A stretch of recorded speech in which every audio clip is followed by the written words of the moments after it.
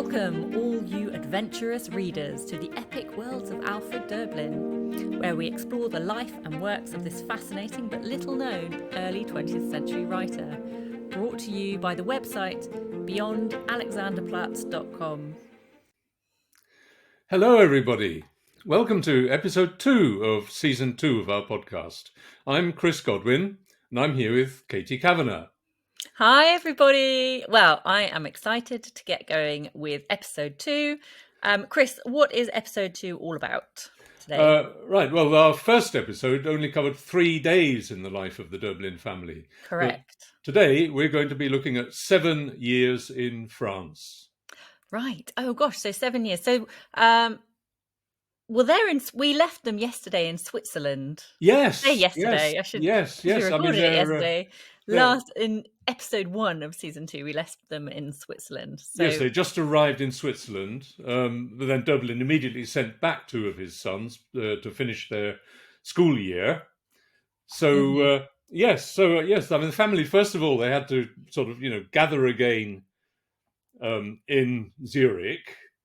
But then it turned out in Zurich, these teenage boys wouldn't be able to get work permits and so on, which was going to make life difficult. And the family decided that they'd better move on to Paris. Okay. Now, so we're talking, who exactly went to Paris? Because obviously they had 4 sons. Right. So, yes, I mean, the family was pretty complete for that move. I mean, Wolfgang had joined them in Zurich, actually in April. He'd finished his Abitur just a few weeks after Alfred's escape. And how old is Wolfgang right now? He's 18. Okay. So he immediately enrolled at university in Zurich to do a mathematics degree. Mm-hmm. Klaus came along a month or 2 later when he'd finished his secondary schooling. Okay. And then Peter took until September. He had to be smuggled across the border between Germany and Czechoslovakia. Okay. And turned up in Zurich. So by the time they moved to Paris, all 4 sons were with them. So the 4th son being Stephen, who was Stefan was only 7. Stefan was only 7 years old. At this time. Yes. Okay. So we've got Wolfgang 18, Klaus Peter, 16. Oh, Peter's 20. Yeah, Peter's 20. Klaus is 16. Yeah. Stefan is 7. Yeah. It's a big thing, moving everybody across borders then. Yeah. Oh, it's all very disruptive.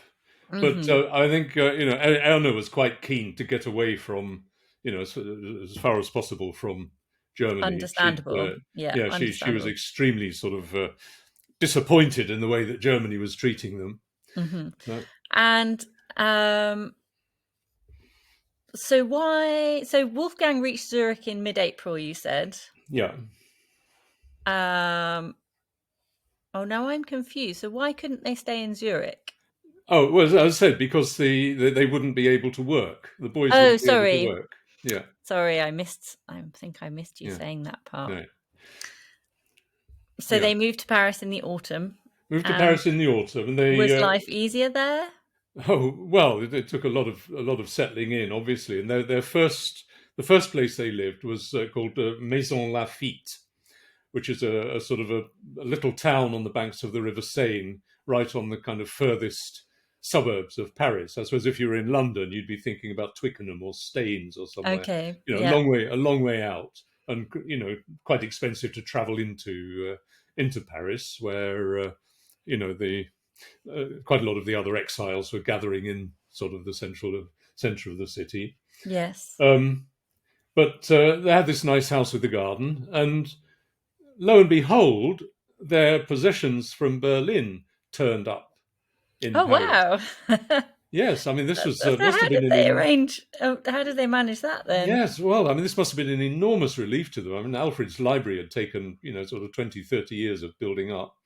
Ever since 1924, Alfred had been sort of engaged with an organization called ORT, which was it had started in Russia, and its mission really was to try to reorient the Eastern European Jewish communities towards kind of self-sufficient agriculture and making things, craftsmanship and so on, making things Yeah. that the community needed, so that they wouldn't be so dependent on the Gentile societies around them. Okay. This fitted in quite well with Alfred's view of sort of the big problem that the Jews had all through the 19th century, where the Western Jews were told, "Oh no, your way to survive is to assimilate and become more like, the host societies." Mm-hmm. Well, now look where this had got them to. They assimilated, they lost their kind of Jewish heritage, and they were told, "Oh no, you're still Jews, and we don't like you, and we're going to persecute you." But there was a leading figure in this ORT called Aaron Singalevsky, who was, quite important in sort of aid missions all through the 30s and during the Second World War. He had an exit visa for South America, apparently. So he was able to sort of drive a truck with his possessions all mixed up with Döblin's possessions and, get out of really Germany that way. Yes. Yeah. So what a relief for them all. But because Döblin wasn't able to practice medicine in France because, like every other country, you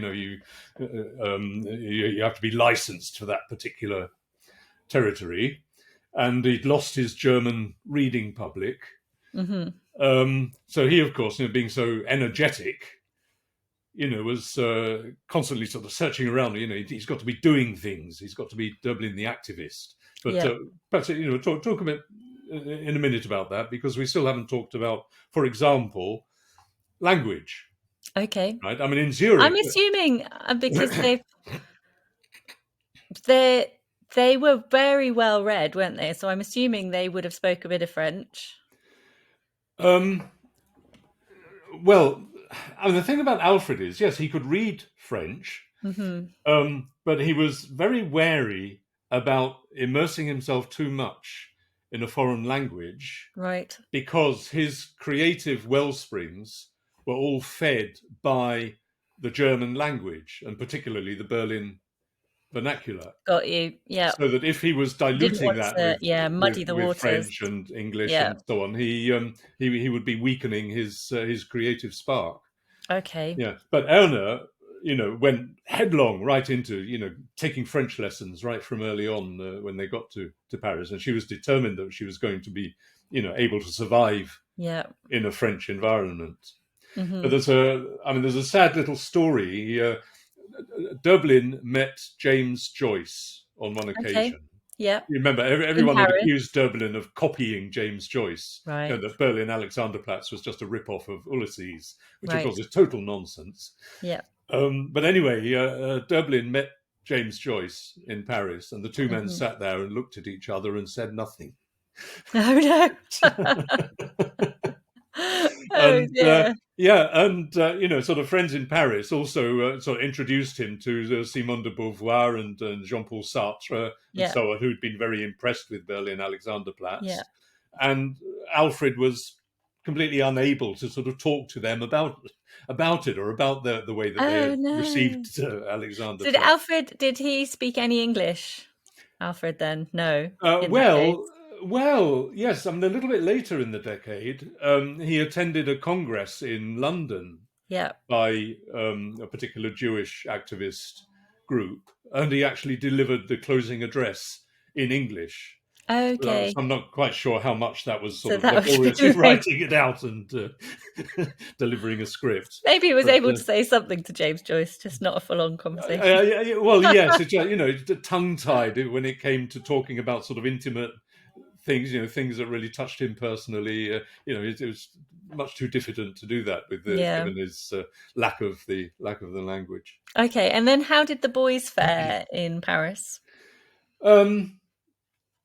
Well, Peter actually went off to England for a while to go to printing school, and I think I'm going to stick my neck out here and say this printing school was operated by the Unwin publishing company, and the Unwin Publishing Company were to go on to publish Tolkien.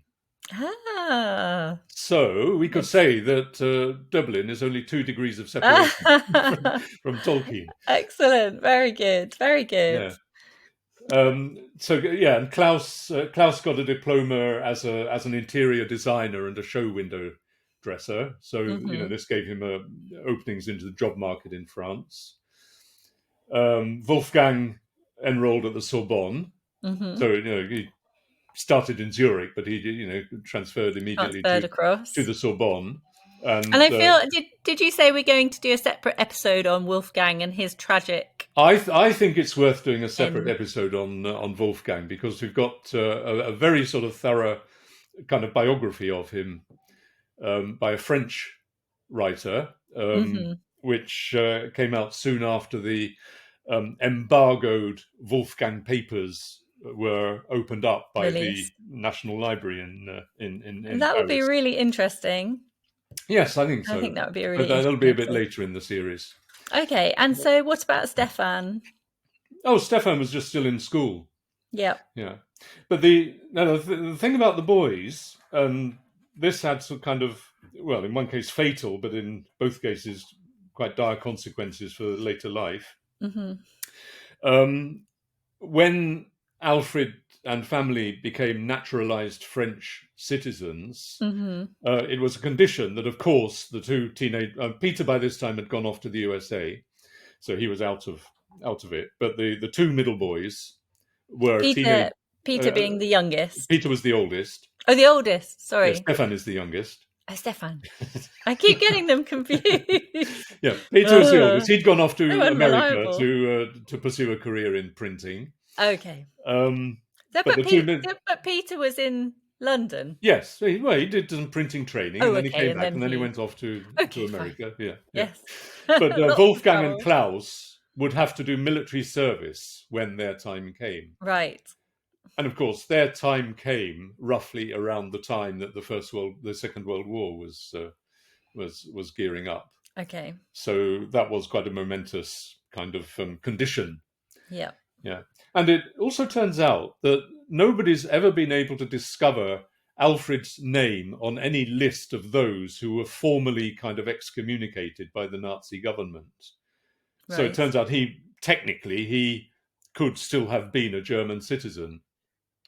But, he and his kind of sponsors and so on, including the French ambassador to Berlin, they obviously believed that there was no hope whatsoever that he would, really be able to retain his German citizenship and still be able to lead a free life. So there weren't very many émigrés from Germany who were granted French citizenship. It was because, I think, of the sponsorship of this ambassador in Berlin, François Poncet, that kind of tipped the scales and said, yes, this is a celebrated writer, and France is a nation of intellectuals and writers and whatnot. So we will allow them to become French. And so because of that, then Wolfgang and Klaus their military service was with France. With France, yes, they had to join the French army. Yes. Yeah. Okay. But a bit later on. Okay. Yeah, I mean, in fact, Klaus was called up in 1938, I think. So his 2 years actually finished just at the time that the Germans were invading. So he was demobbed just at the time of the German invasion. Okay. But Wolfgang, because he was completing his PhD, was a year later, and he was caught right up in the advance. Yeah. Yeah.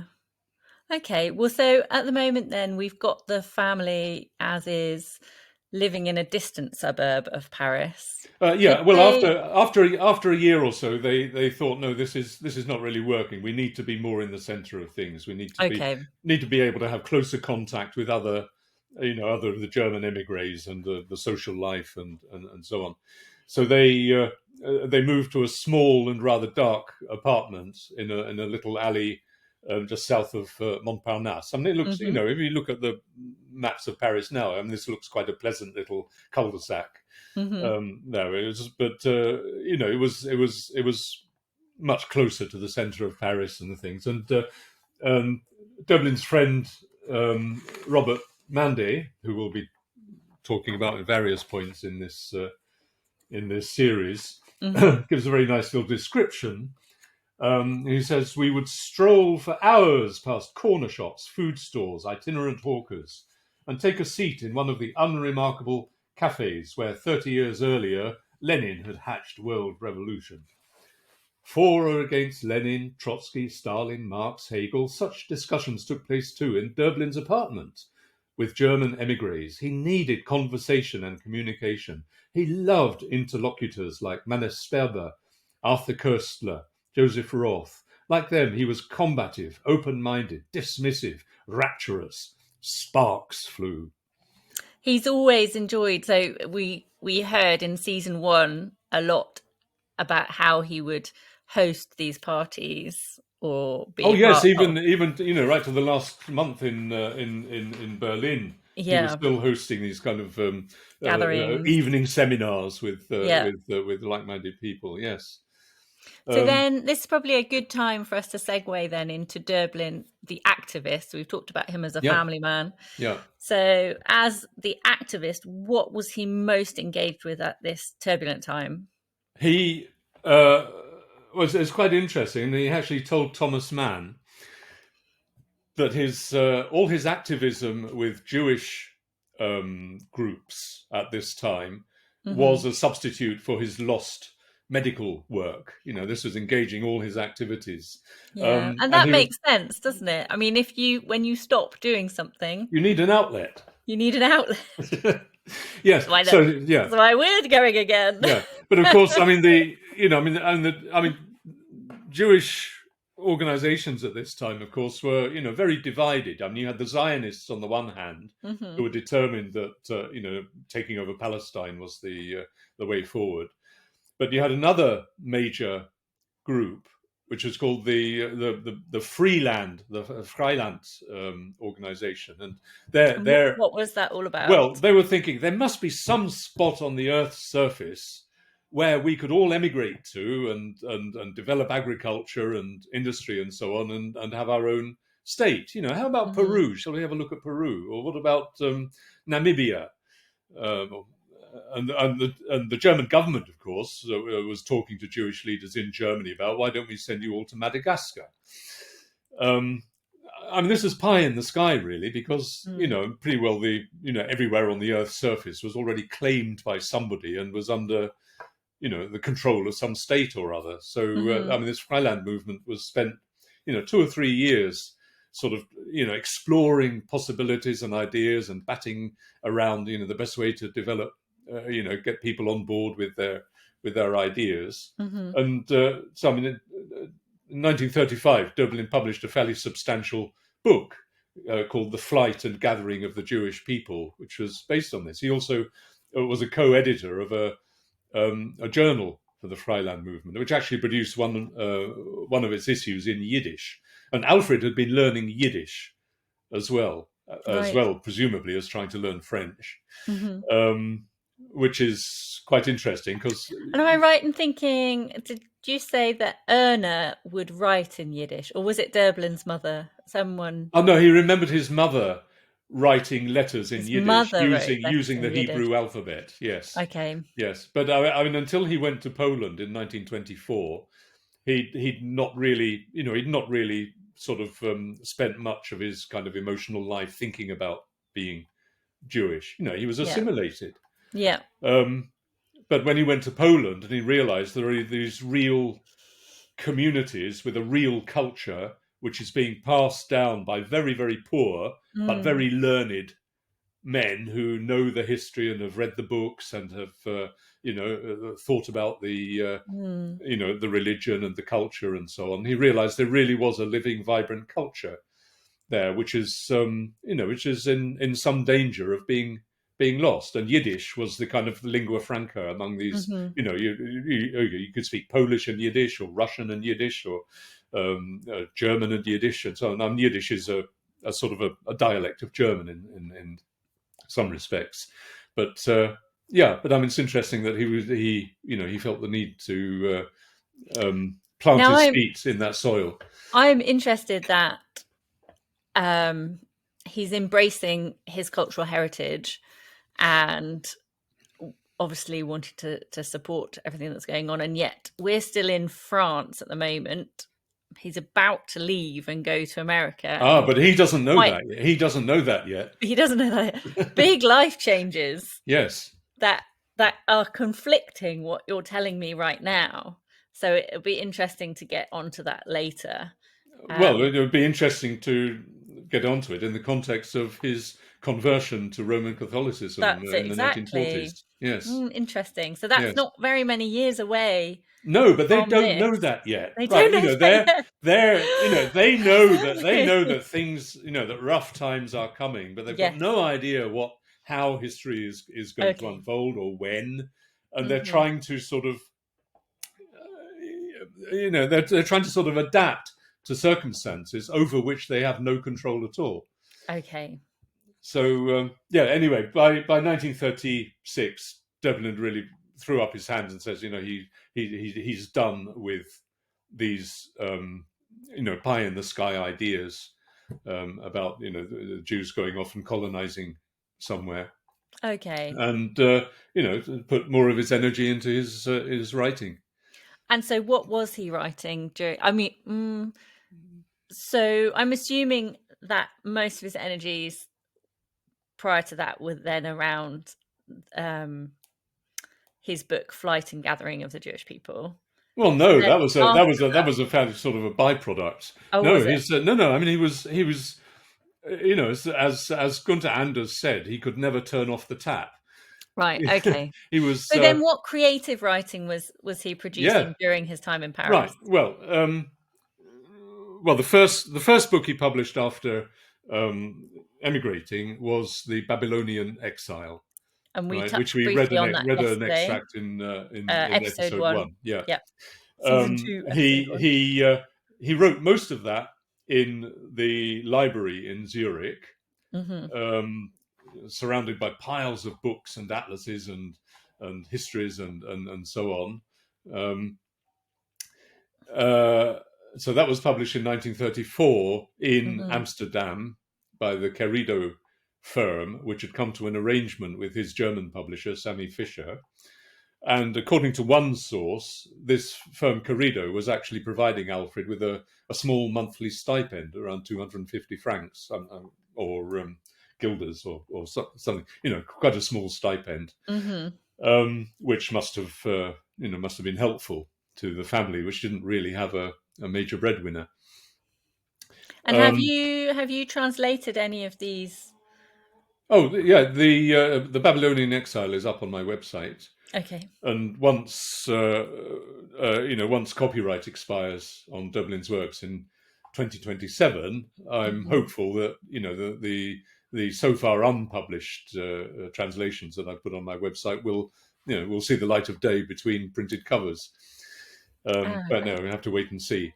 Download them now while you can. Yeah, but the interesting thing is that after moving to Paris in August of 1933, yes, Alfred then went back to Zurich for several weeks to finish off the Babylonian Exile in a German language environment. Right. Because he felt he really couldn't sort of settle down to it in Paris with all this foreign interference going on in his mind. So he went back and finished it off in Zurich Library. Okay. And anyway, that was just for about 6 weeks, I think he was there to finish it off. Right. But then, and then in 1934, he talked quite sort of denigratingly of it. Oh, it's just a little Berlin novel. It's a little thing with some family background that I just dashed off. In fact, it's a substantial sort of social realist novel, which condenses German history from the time of the founding of the Reich in 1871 down to the then present day, the 1930s, through the medium of one particular family, which was there are several echoes of his own family situation, because here we have a widow who was sort of bankrupted by her spendthrift husband, and he died suddenly, leaving huge amounts of debts, and they had to take the train to Berlin with the two children and put themselves on the mercy of her brother, who was quite an unfeeling sort of he ran a furniture factory and didn't want anybody sponging off him. But there's a difficult situation. But reflection of the Döblin's own childhood, when at the age of 10 he had to suddenly go off to Berlin with his mother and four siblings to throw themselves on the mercy of relatives. But this little Berlin novel, which I translated last year and is up on the website, I've titled it as "Expect No Mercy." Right? What's the title in German? Pardon wird nicht gegeben. Pardon will not be given. Oh. Right? Which actually is a quotation from the Kaiser, who was seeing off some troops to go off to China and deal with those murderous Boxer rebels in China in 1900.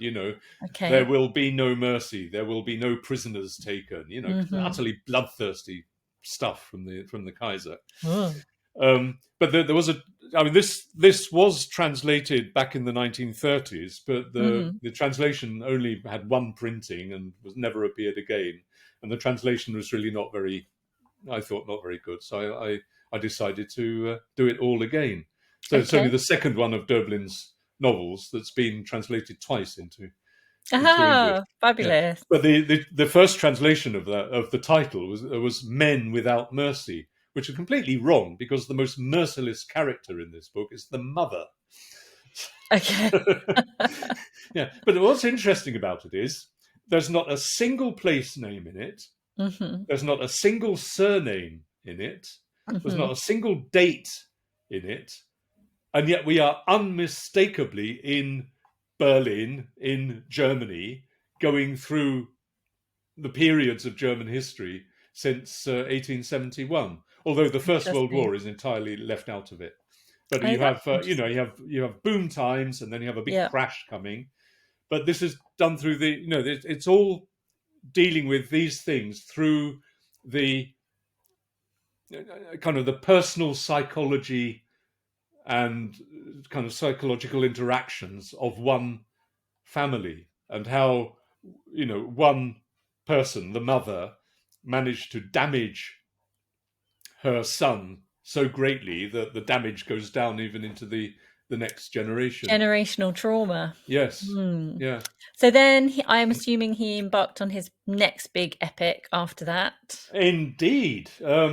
Yes. So I guess once he'd got the Freeland activity out of the way, he spent a lot more time in the Bibliothèque Nationale in Paris. And he came across some big atlases which had sort of gorgeous, sort of full color maps of South America, and this enormous blue line running through it of the Amazon River.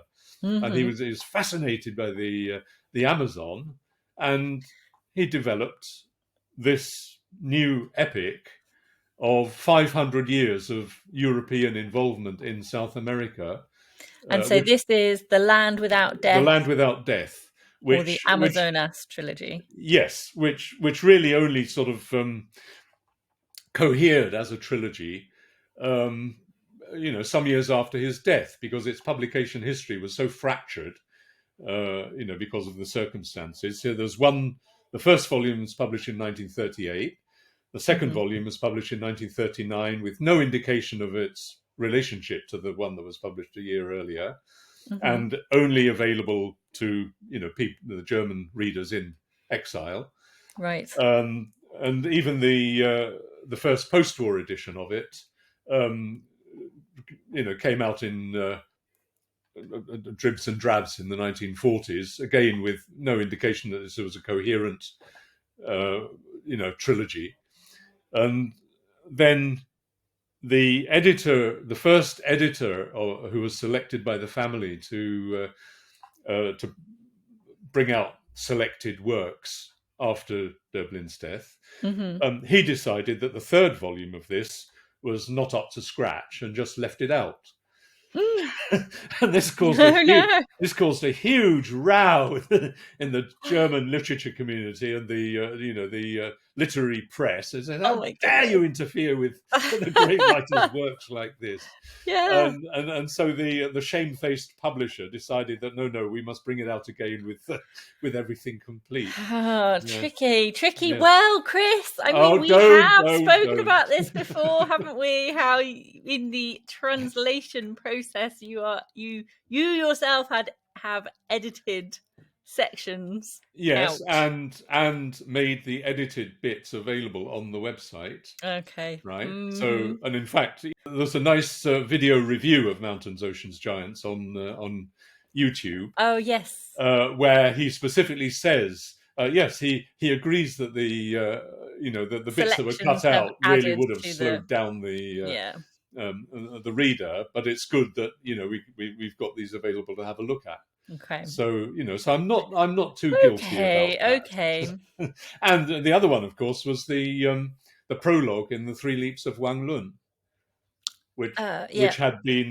which has never been published with Wang Lun in German, Mm-hmm. even though it sets the scene for what follows and links up with the very end of Wang Lun, which we did a reading of back in season 1, and makes the whole thing then a nicely closed circle. But that prologue was cut out from the first published novel, and it's never been restored in Germany. So I put it back in, and I think that was the right thing to do. Yeah, very much so. Okie dokie. So, have we made it to 1938 yet? Where have we got to? So we got The Land Without Death. Okay, so what happens now? This fellow Robert Mande, or Robert Minder, I'm never sure which way to pronounce his name. He was from Alsace. I think he went to the same school as Albert Schweitzer. Do you know Albert Schweitzer? I do not. No. The doctor who went off to I can't remember which country in Africa, somewhere in West Africa, where there were no medical services at all, and sort of set up a clinic in West Africa. Okay. And stayed there for many years. But he was also a very good organist and composer and so on. But anyway, Mande wrote a long article about the Berlin novel Expect No Mercy in French in a French magazine, and that way got to know Döblin, who was very delighted that somebody had taken the trouble to look deeply into the background to this novel. And the two men hit it off and were very close friends right up until Alfred's death 20 years later. But in 1938, they set off on a little tour of eastern France, because Alfred was developing this idea for his next epic, which was to be about the tumultuous end of the First World War and the collapse of the German Empire, and so on, which eventually came out as November 1918. So he wanted to go and refresh his memory. He'd been stationed in Alsace during the war, and he wanted to refresh his memory of places and incidents and buildings and so on. And wrote his first volume, Citizens and Soldiers, which was published about 3 weeks after France declared war on Germany. So you can guess how well that managed to circulate. Not so well. Not so well. Okay. And then after the war, the French censors, and Alfred at that time was working in the French censorship office in southwest France, in southwest Germany. They said, no, you can't publish that because it will just stir things up in Alsace and Lorraine. Which of course have been changing sides a few times in the past previous century. So that only appeared after the war in German without the first volume, and then when it was translated into English in the 1980s, the translator was working from that truncated German edition, so that missed out the first volume entirely. So I translated the first volume, and it was published last year by Galileo as Citizens and Soldiers. Right, so that's now four Döblin epics been published by Galileo in very handsome, paperback format. So please go to the Galileo Publishing website and have a look and see whether you can And buy a I'm copy. assuming you've linked to them from your own website, Chris. Is that right? Oh yeah, yeah. Beyondunderpacks.com. Yeah, but I Okay. probably need to do a bit more publicity about what's available. Were there any other notable writings? I know in the past we've mentioned Prometheus and the Primitive. It was that around this time as Right. well? Yes, that's a yes. That was published in 1938, I think. Mm-hmm. Yeah, there's a really interesting look back over sort of 3,000 years of Western Civ, through the lens of two different angles. You had, on the one hand, you had the Prometheans. Remember, Prometheus stole fire from the gods, and that was the beginning of technology. And then you have what Alfred called the primitives. So it's Prometheus and the primitives. And really, and the way I sort of summarize that to myself is the Prometheans see the world as a source for plunder, where the primitives see the world as a source of wonder. Interesting. So it's the technocrats versus the people of spirit, the religious people. Not sure if you've come across Ian McGilchrist, who's been much in the news or in the on website blogs and so on recently. He published 2 enormous books where he's gone very, very deeply into left brain, right brain issues in the way that humans deal with the world. And I mean, his view is that the last century or more, couple of centuries, the West has been led by its left brain, which is instrumental, sort of immediate reaction, don't think too much about consequences, just deal with things now. And, that it's short-term thinking, not held back enough by the more rounded, contemplative approach of the right brain. Right. So I thought, well, this McGilchrist's notion fits really well in with the Prometheus versus the primitive kind of angle, and the way that these two approaches have dominated at different times during history. So, yeah. After that, then, I think we've had nearly 40 minutes so far. So I wonder if there's anything else we want to touch on. Yeah. We haven't talked about Alfred's New York trip. No, right. I was just going to say, yes. I mean, in spring of 1939, the Penn Club, which was this kind of big kind of international establishment society of writers, lots of top-down approval and sponsorship and so on. They had a big congress in New York, and so Alfred went along to be a representative there. And Eleanor Roosevelt arranged a reception at the White House for all these delegates there. So, Alfred stepped on hallowed ground in Washington. Right? So he wasn't, entirely strange to New York at the time, which we'll be talking about in the next episode of, escaping from France. And we should mention his 60th birthday party, where several notable emigres attended the party, but probably 3 or 4 times that number were scattered all around Europe and just wrote back saying, we'd have loved to be there, but we're in Stockholm or the south of France or somewhere, and we just can't travel there.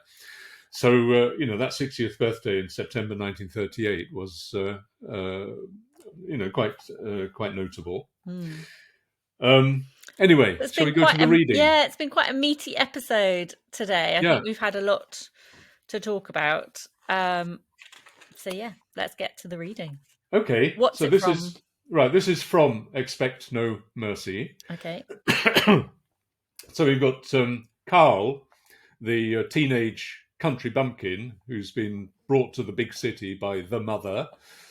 And she keeps saying, "You've got to go out and earn money, my lad." And he's thinking, God, how on earth, I can earn money back in the country because I know how to lift hay and feed horses and, do all these things. But what am I going to do in this city? And he's been hanging around the big wholesale markets where he gets taken up with,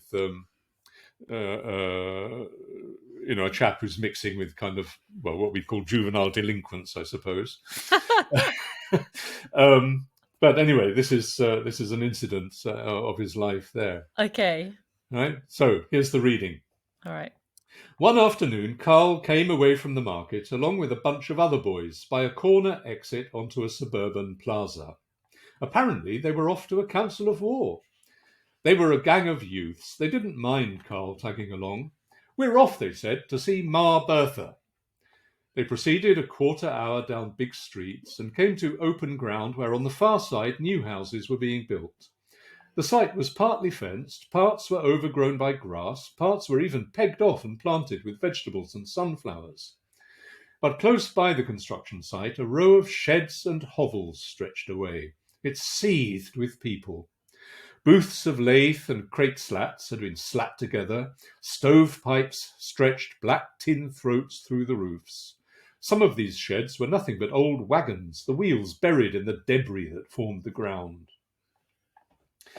The boys and a couple of girls their own age who had attached themselves to the gang marched through unchallenged until they reached a rather secluded, fantastical structure proclaimed by a tin sun to be a hotel promising fresh beer and tea.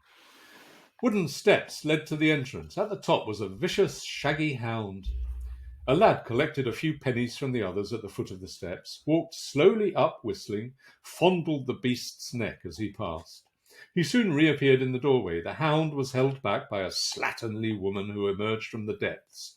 All 8 of them, counting the 2 girls, passed through the restaurant, a bare, low-ceilinged space with 2 tables and some stools, across a duckboard that spanned a foul-smelling chasm, into another narrow space that was the interior of a second wagon, wedged close to the first. A wide window opening was covered by paper. They remained standing or squatted on stools and the table edge. The rickety iron bedstead was reserved for the 2 girls and the captain of the gang. They all lit up. The proprietress set mugs of beer on the table, which they paid for on the spot. Carl couldn't stay for long at this remarkable gathering. They gossiped about business, sang rude songs, some whispered together. The captain had important matters to discuss with his ladies, one of whom piggybacked on him for a while until down she went, legs in the air, and quarrelled with the other girl. On the second occasion, his mother was most reluctant to let him go. Carl sat quietly. Again he had earned little. Maybe he would hear something. Someone had hung a jacket over the window. A kitchen lamp burned on the table. 10 lads and the girls all together. Then Carl realised he was attending a formal club meeting.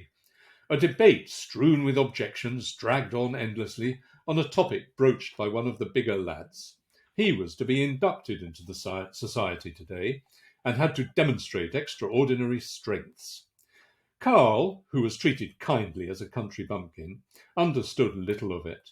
What was that thick-set boy with the puffy lips and big bulging stupid-looking eyes talking about? About an old woman who had once been rich, but then she lost it all, probably because she lost her looks. She couldn't do it any more, one of the girls shrieked. And then, of course, she fell ill, but she still had rich relatives. And now she takes morphine, injects it. The band of young smokers nodded knowingly along. Now no one will give her enough morphine. She doesn't know any pharmacists, but she steals. She knows how. Not morphine, but clothes and books. So now someone has to sell them for her. A general aha, whispered discussions, similar stories. Then a test of strength. A wrestling match with the leader that in the end none of them was able to witness. The lamp had to be taken to the entrance for safety, and the table had already been dumped on the bed.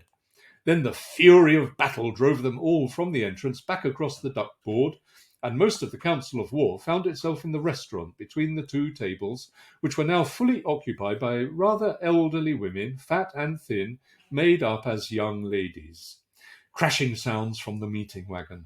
The proprietress listened unfazed as she squatted in the doorway beside a locked cupboard from which now and then she removed glasses and colourful schnapps bottles. Then the noises abated. They all crowded back in. The lamp was carried back over all the heads. The owner shuffled in, and without bestowing a glance on any of them, she checked the inventory, bedding, chairs, table. The two warriors, sweating, wearing only shirt and trousers, bowed. "No damage, we took care," whereat she shuffled back over the chasm to her trusty cupboard. And now, at a signal from the president, he had reclaimed the bed along with his two girls. The candidate stripped off shirt and trousers in 2 swift moves, and as he paraded there, naked as a boxer, 2 lads guarded the door. One of the girls minced up to him. He grinned. Sweat dripped down his bronzed body. Carl, appalled, wriggled his way out on the excuse of fetching a beer. Crikey! I mean, I think that probably is replicated up and down the country now with groups of youth. Especially in the countryside as well. So we always have, like I live in the countryside and in a small village, and there's so little for teenagers to do, or young teenagers. That it was just the same when I was a young lad. That's it. It's just the same. Yes. Sounds exactly the same as that. Yes. Yeah. But very vivid, isn't it? Yeah, very vivid. Very good. Very good. Okay. So, I guess we'll be pressing. Be appalled like Carl. Yeah. Carl. Oh yes, yeah. So I guess we'll be pressing on. I think our next episode is going to be about the escape from France. Great. And that's going to, of course, lead into 5 years in the US. Looking forward to that. And so there's going to be a lot to talk about. Very good. That. Well, today is a really long episode compared to some of our other ones. So thank you. The time seems to have flown past. It has flown by. Thank you so much, listeners, for staying the course. And we'll see you again on episode 3 as we venture out of France. Yeah. Okay. So thank you, everyone. And please do have a look at the website beyond-alexanderplatz.com. Yeah. And you can see that in the show notes as well. Yes. And we'll see you next time. Thank you so much. Bye-bye, Chris. Okay. Bye, Katie. Thanks for your help. Yeah. We hope you've enjoyed this episode of the Epic Worlds of Alfred Döblin. Join us next time to explore more about this fascinating writer's life and works. Meanwhile, visit the website beyond-alexanderplatz.com for posts about Döblin and some of his unjustly neglected contemporaries, as well as downloads of translations. So until next time, happy reading!